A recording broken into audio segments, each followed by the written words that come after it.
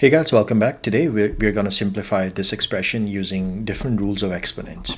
Okay, so we have 9a to the power of 7b, and this whole thing multiplied by 3a to the power 6b to the power of 2, and then we are dividing this whole thing by 18a5b3. Okay, so there are different ways of simplifying it.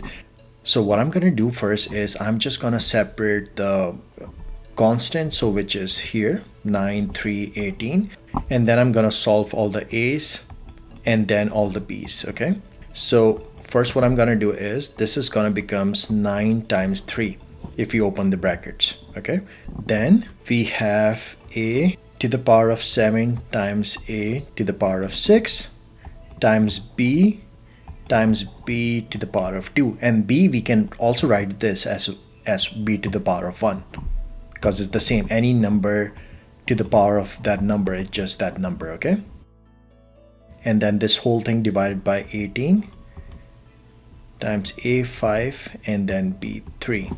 Okay, so now this is gonna become 9 times 3 is just 27 times, so we are multiplying two numbers with the same base. So a to the power of m times a to the power of n is just a m plus n, so we just add those powers in this case. So this would becomes a to the power of 7 plus 6, okay, times b to the power of 1 plus 2. We'll apply the same rule here, divided by 18 to the power of a5 and then b3.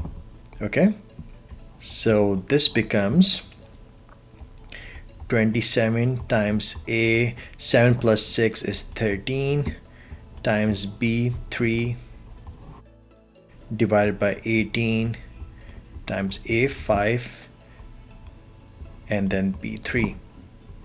So this just becomes, first let's take care of all the constants here. So 9 times, if we divide both the numerator and denominator by 9, we get 3 here. 9 times 3 is 27, and then 9 times 2 is 18. So we get 3 by 2.